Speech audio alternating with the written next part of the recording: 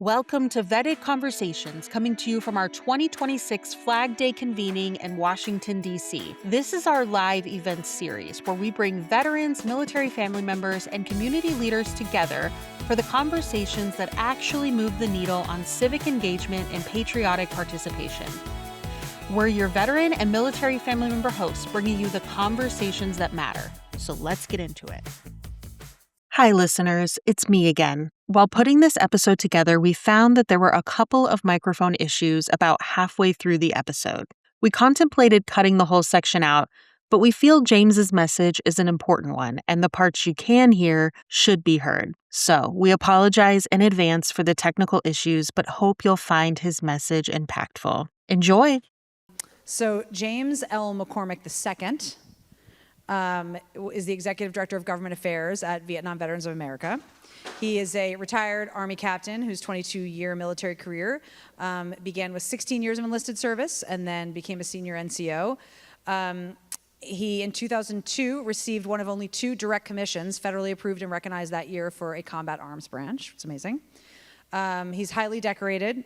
There's a list of a lot of awards. So if he walked in with his uniform, it would jingle a lot. He is not only the Executive Director for Government Affairs for VVA, but he hosts the Digging History and Honoring Their Sacrifice, and he's the founder of the Veteran Channel on Roku. He's written a book, and he speaks all around the world. And also, when he was serving in Desert Storm, was a voting assistance officer in his unit. And so we had a really fun conversation about how much he hated that job, but how he did take it seriously. And so it was another good validator for the election system. His son, James McCormick III, is an Army veteran as well, and volunteers for VVA. He served 8 years in the Army and served during the Global War on Terror. So it's interesting, you'll hear about these 2 family members who both served in the Middle East in combat situations, but have very different perspectives and take home different messages. The cool thing about Jimmy, am I calling you Jimmy then? That's fine. Because I don't have to say the third every time? Okay, good. Yeah, that works. So Jimmy does a ton of local volunteer work.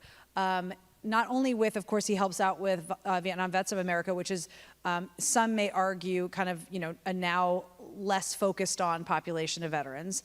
He also is doing his very local volunteer work in a, one could argue, forgotten part of the country, which is West Virginia, the area where your family is from. And I think it's really interesting to think about the context of how veteran leadership, is needed in places like DC, but also in places where there are many veterans, but not a lot of other resources and opportunities for said veterans. So I think there's a really cool conversation to have. So, okay, you guys are both passionate about the veteran community, and you both show up in different ways. So when you think of your own self as an advocate for veterans in your life, starting with the senior. Yeah, your dad goes first. That's fine. That's fine. Just talk about how you think of yourself in continued service today. Well, thank you for having us here, and it's neat that I get to sit here with my son. And I want to just tell everybody, I went to combat twice, and when I climbed on that plane, I didn't really think about how it affected my mother or my father until I put my sons on that same plane. And you watch that, and you become very passionate about what happens to them when they come home, because then it becomes extremely personal. And coming out of this service after 22 years in the Army, I served a stint as the national commander for the Military Order of the Purple Heart. A very, everybody's combat wounded guys and gals with PTSD. You know what I mean? So it was a very unique community.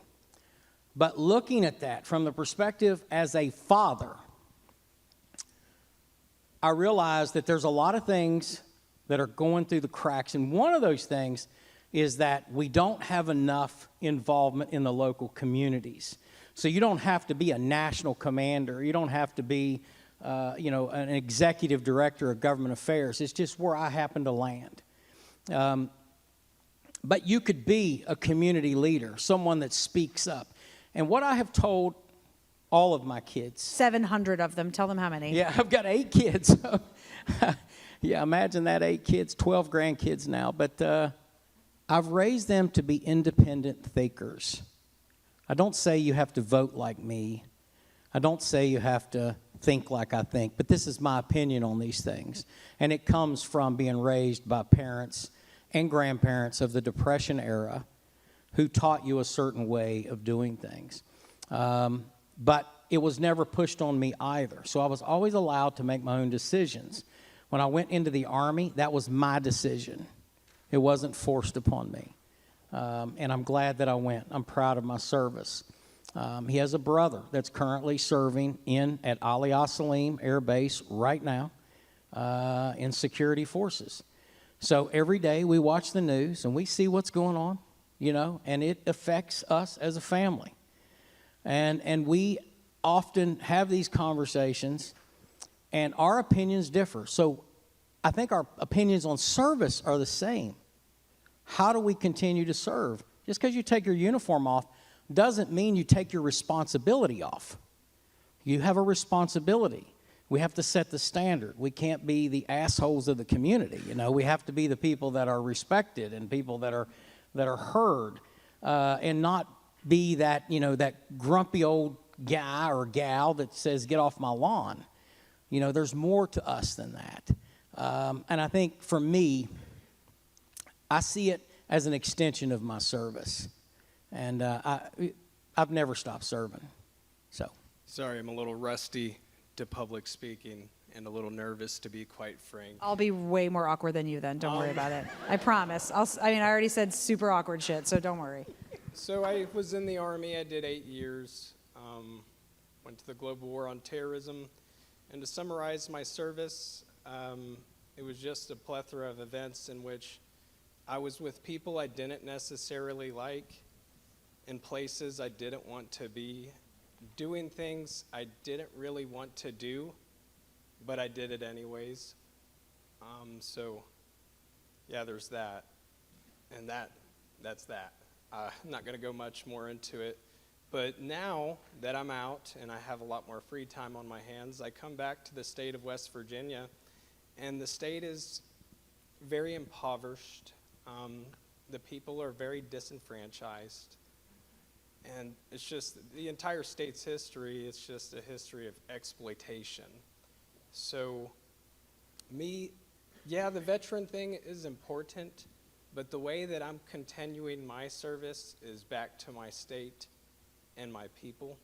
So I've been getting involved with things there, helping people out, and so civic engagement, that's a huge thing. We have a huge veteran population in West Virginia, but very few of us vote. We get out.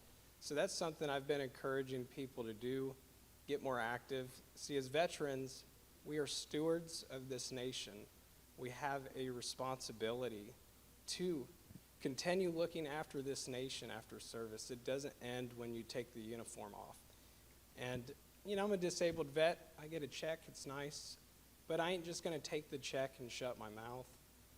I'm going to continue doing things for people. And I'm going to stand for what I believe in. Sometimes the things I say and do are a little controversial, but I think that's what it's about, just that's part of being a veteran. That's a veteran experience, So that's just a little bit about me. So you guys, when you've talked about your thoughts on your actual service, we noted that, a lot of Vietnam vets have a lot of negative thoughts about their own, service and their coming home. Then you, James Sr., had a more positive experience as a Desert Storm vet. And then Jimmy is kind of like, it's almost a parallel back to a lot of the Vietnam vets that you work with every day. And so I was just, could you talk a little bit about that, like what you see as some of the similarities?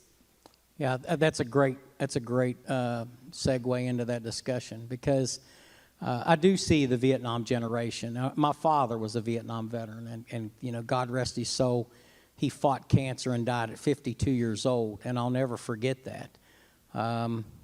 He was very proud to have served his country. He was very disappointed and disenfranchised by the way that he was treated when he came home. He fought at the Battle of Dak To Hill in Vietnam. He was 173rd Airborne Paratrooper, and just a proud man. And to watch him, the way that he died in his last days, he didn't even make it, to 52 that long. It was just a terrible thing.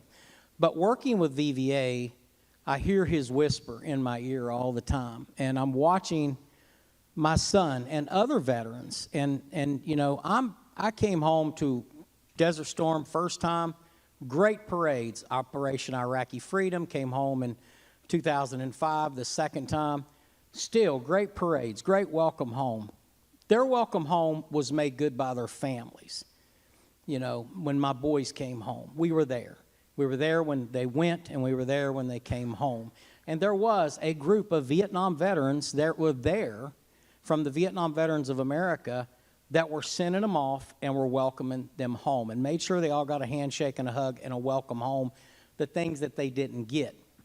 But what I've noticed about the recent, after 2015 or so, I've noticed that, after 9/11, we all were all on fire for America. Go kick the dog crap out of the enemy, do what you got to do, and that's what we did. Anybody that served over there, that's what we did. So people will say, do you feel ashamed? Do you feel, any guilt? Zero guilt. Because everything that was done for a purpose. And I felt that when I lost my friends over there, and I lost some good friends that were killed in action. There were 7 people killed on April 11th, 2004, which is Easter Sunday, by the way. And we were under a massive attack at Baghdad International Airport, and I watched an Apache helicopter coming in trying to help us, and watch that helicopter get shot down, plummet into the earth. All I could think of is that how is that day, Easter Sunday, going to be remembered by that family for the rest of their lives. This was the day I lost my son, my husband, my wife, my friend, my whatever. And all of these things still go through my mind. So for me, I have to find purpose and honor in what we did. And I have to remind people that what you did was honorable. If you conducted yourself in an honorable fashion, you should never feel ashamed of that service. And a lot of times, I will sometimes think, when I hear people speaking out against the war, I hear the whispers of what I saw my father go through, because I was a young kid, but I remember it. And I remember a VA medical center that I sat in 1978 with my dad. And there was trash cans that were overflowing, and there was a guy throwing popcorn, and a mouse would run out and grab the popcorn. That's the way your VA medical center was in the 1970s. Things have drastically improved since then. But it always worried me that the opinions of the war would go on the warrior. And that's what I tell people. You can hate the war, but don't you dare hate or disrespect these warriors, because some of them are my sons, and some of them are your daughters. And so this is where I think I try to explain myself to people. It's not that I'm a war guy. I don't support war. I hate it. Anybody with half a brain would hate it. And if you go through my history and you see some of the things that we've experienced, me personally as an individual, gunshot 3 times. I know what it's like to lay in the bottom of a Humvee bleeding and hearing people screaming Allah Akbar and thinking, this is it. But by the grace of God and the ability of some strong people, we were able to get out of that mess. So I don't like, for me anyways, I don't like anybody running down our country or running down our flag, because the country, flag, and these soldiers and service members and these veterans have nothing to do with the politics. You run down the politicians all you want, I'll help you on that. But everything else, we have to remain honorable. So that's where I stand on that. I get passionate about it. Okay, so honor. It's a pretty big word. So my experience differs a lot from his, and I hear some of these stories, and I hear these great things. However, my time in the most honorable profession, I had witnessed a lot of people behaving in a way that was rather dishonorable, myself included. And looking back at it, I spent a lot of time thinking about, okay, we've been here 20 years, what are we doing? And I started thinking about the why, the what, everything. And I just kept on telling myself, well, this is going to make the country greater. So I come home, and I didn't think that I made the country any greater. And, you know, I think of some of the bad things I've done. I did a lot of good things, but I think of some of the bad things I've done. And, you know, I need to atone for those things. And I think that's what I'm doing here now. You know, I wanted to serve the people, my people. I wanted to contribute better society. So that's what I'm doing now. And I'm not in a uniform doing that. But, you know, I've gone on to travel the world as a civilian. I mean, I was just in Mexico a few weeks ago, and probably going to Egypt or somewhere, I don't know. I just sort of grab my passport, go on booking.com, and I go. But I talk to all these people and places that we've been involved in as a country. And it's like, well, what we did made the world a better place. Some places are okay, but a lot of places are not so okay. I was just in Europe, our greatest allies. I was in the UK, I was in France, I was in Belgium, I've been to Germany, all these places, and you just talk to everyday people about what we're doing right now. And we haven't been the greatest friend to them. And I know that what I'm saying is very unpopular, but there's something going on with this country in which we got to change. So I like this event because we're talking about civic engagement, getting veterans out there, getting people, everyday people, to go out and vote, to try to make changes, because so many people feel disenfranchised. They feel like that their vote doesn't matter. They feel like that their voice doesn't count. And whether you're on the left or the right, you know, that doesn't mean anything. It's just getting people out there. And I think a lot of the people that we have in power right now are not looking out for our best interest. So I guess what I'm trying to say is that continuing the service, you know, we can make the world a better place. And it's so many veterans. I look after the common veteran, the everyday guy, you know. A lot of these guys, they go home, they get jobs or whatever, and then they don't do anything else besides talk about what they did 20 years ago or 10 years ago. But what can you do for your community, your state, your country today and tomorrow? So that's just kind of where I stand. So sorry if I sounded a little bit controversial. No, but this is what we wanted to get at, is that you guys both come, you know, back to the country with a sense that you're not done. Correct. Regardless of how you felt about what you did in the military, you're not done. And in some ways, you could look at both maybe the Vietnam veteran generation and West Virginia as a population in this country as kind of forgotten causes, if you will, or people that feel forgotten. And so I just wanted to, if you both could talk about, you know, when you hear from someone that they feel forgotten, whether it's a Vietnam vet or it's a you know, someone from Putnam County, that's right, West Virginia. Yes. how do you, what is a way that you can answer that person to make them feel you're not forgotten, but you gotta, like, what are you gonna do? How do you answer that feeling? You have to remind them of the purpose that they served, not only in uniform, but after uniform. And he's right. There's a lot of conversations that happen in the veterans community. I think that I think we need to get away from the braggadocious portion of our service. I could sit here and say, well, I did this and I did that, I did this and I did that. But really, my service is no more than the person that served as a cook in the Coast Guard or a clerk in the Air Force. It's all service and it's all honorable.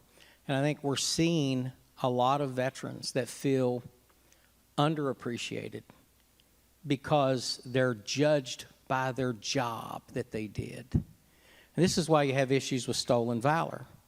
This is why you have issues with the media, who has communicated that somehow you have to be, a Silver Star, Purple Heart, Medal of Honor person. It's like the Medal of Honor recipients that I know would tell you the exact same thing that I'm telling you. There's never a just did anything. People will come up and say, well, I was just a this or just a that. I think we have to, as a veterans and an American community, as all of us as Americans, is recognize that honorable service as being good enough to be able to sit and have dinner with me, to be able to talk to me, to be able to associate with me. We've got to get away from the clubs. We're setting up clubs here. And let me tell you right now, the veteran population makes up less than about 6% of the U.S. population. And we see a divide that's happening. Veteran service organizations do the same thing. And I'm a member of several of them, VFW, American Legion, so is he. There is no reason why that we have this competitiveness that is hurting this community. It's separating this community. And I've had people from Vietnam especially, they came back and people didn't even know they had served in Vietnam. Or they didn't serve, maybe they didn't serve in Vietnam, maybe they went to Germany, maybe they were in the Navy, they were in the Blue Water Navy. And they feel like their service is somehow doesn't count. And that's a silly thing to me. And that's, what I tell them is that you have value no matter where you were or what you did. We have value in being together because really at the end of the day, the only thing we have is each other. That's it. I agree. So whenever it comes to meeting other veterans, especially the ones in my community, a lot of these guys, they've sort of lost their purpose in life. That was their greatest identity. That was the big kahuna for them. So many of them are lost. I mean, some of my friends that I see every day, they're just, they've fallen into the grips of alcoholism or drug abuse, or, they got some other problem or another. But one thing I usually do is simply just extend my friendship to them. I hang out with them. I take them to the gym. I work out with them. I tell them ways of how they could better themselves. It's just little things, But civic engagement, getting everyone on the same page. If you want to make changes in your community, get out there, do something, right? So that's sort of what you were talking about. But yeah, there is a huge disconnect between me and other veterans. To be quite frank, I wouldn't want to be in the bar at an American Legion or a VFW and sit there and just talk about things that we did 10 years ago. What can we do tomorrow? But yeah, a lot of it has become like clubs. There's so many veterans out there that are lost, and they're not a part of any club. They weren't special, apparently. They didn't get some sort of medal, or they didn't get shot or blown up enough, I guess. I don't know. So one of my good friends, Kyler, he was in the the Air Force, just a few years, and he was a clerk, he got out, and he sort of lost his purpose, and things in his life took a bad turn, and he ended up taking his own life, unfortunately. But, you'd go up to somebody and, say, hey, my buddy in the Air Force, they would like joke about his service, and that's something that I just did not appreciate. Because to me, his service valued, his life was valued, So, I mean, the veteran suicide rates, they're higher than ever. And yeah, we do have a problem with the metaphorical dick measuring contest. And the veterans. Reminder that I'm still bigger. Yeah, she's got the biggest one. So I don't know. I mean, we just sit and talk about what we used to do, but we don't talk about what we could do. But that's something that if you know a veteran out there, I mean, you ain't got to give them a bunch of money or do a bunch of stuff for them, but you could just simply extend your friendship and mentorship. If you're doing better than them in some way, shape, or form, you could teach them things. Hey, let me help you, build your resume up. Let me, you've sort of fallen off the wagon, you've let yourself go, you've gained a few pounds. Well, let's go to the gym, let's work that off, let's get you in shape, let's start eating healthier, let's start doing little things. It's the little things that really can make a difference in these people's lives. So. But what you're talking about is like the essence of continued service for the veteran community. You are hitting it. It's like anyone can do that, right? Yes. Anyone can do that. Yeah. I told your dad this story, but my uncle was a company clerk in Vietnam, and he always felt that he didn't do enough. He wasn't enough. He shouldn't. And my aunt, they married later in life, my aunt pushed him to go back to their reunion. And he had not been. It was like 30, 40 years, something crazy. And maybe more. And he walked in, and the officer that he most looked up to, I don't know the friggin' Army ranks, some person with a title, Yeah. Recognized him immediately and gave him the biggest hug and was like, oh my gosh, it's so good to have you back. And it was like the perfect story of what the veteran experience should be like. It didn't matter that he thought that his job wasn't important. He was remembered. The people that worked with him, he was a member of the team, right? And he immediately felt, and now he is super involved and is like, a leader in the New Jersey Vietnam veterans community, and so passionate. It's given him so much purpose. But I just, that clerk story reminds me.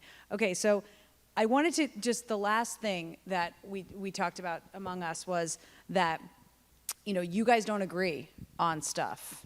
But somehow you obviously raise your kids to have their own opinions, but to somehow be able to keep, not let it devolve into hatred or fighting or, a disconnection among your family. So can you talk a little bit about that, about your kind of, you can disagree on policy and politics, but Sure. you can be civil to each other. That I think that's very critical.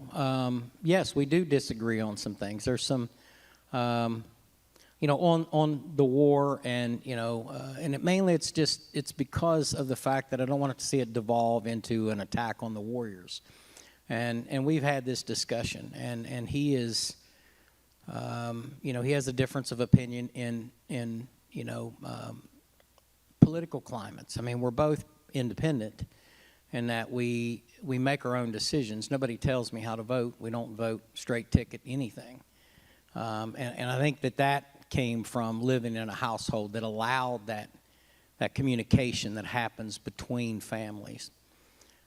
The one thing that I will tell you is that I've seen families totally destroyed in the last 3 to 5 years over politics.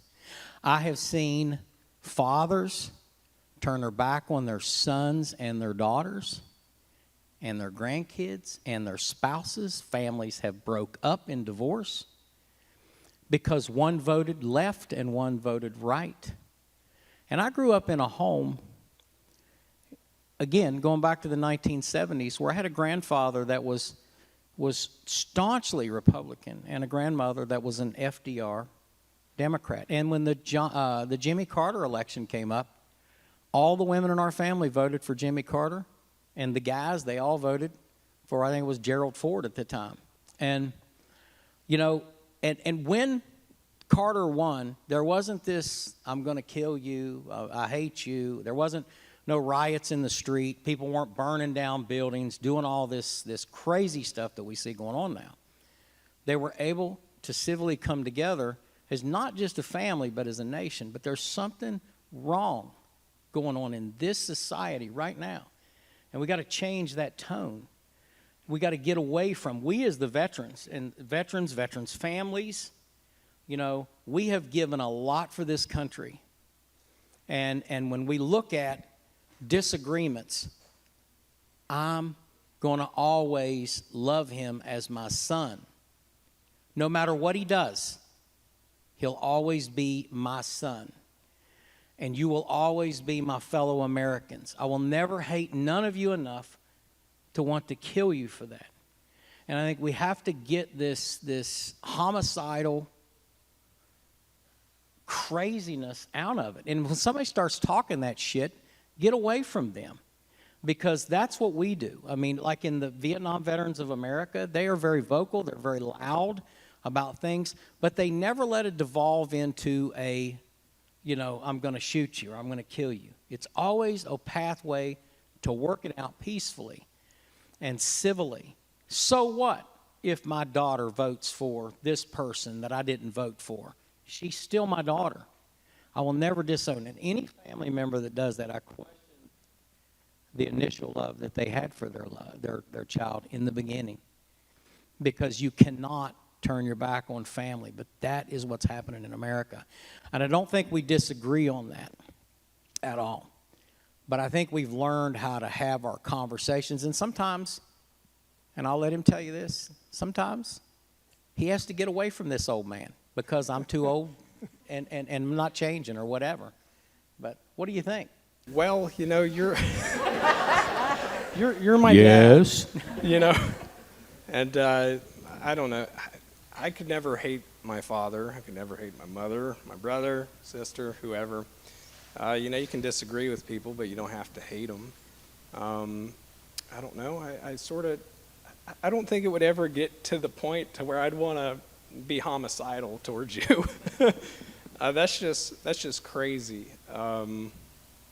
No, I mean, everything can be solved civilly, at least most of the time here in this country. You know, you don't have to physically fight somebody because you disagree with them. Sometimes you can just agree to disagree.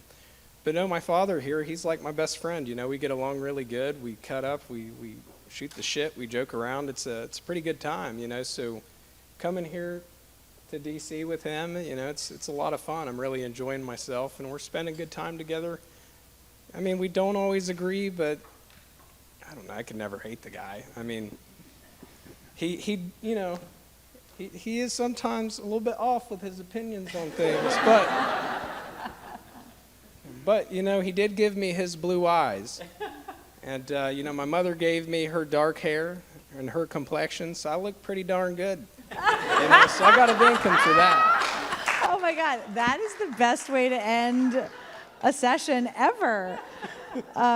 Thank you. Well, thank you for talking about reminding people that continuing to serve can mean so many different things, and you guys gave such good examples. And so thank you both for your service. And, you know, 8 kids, damn, good job. Good job, Dad. But thank you guys. Thank you. Thank you. Thank you very much.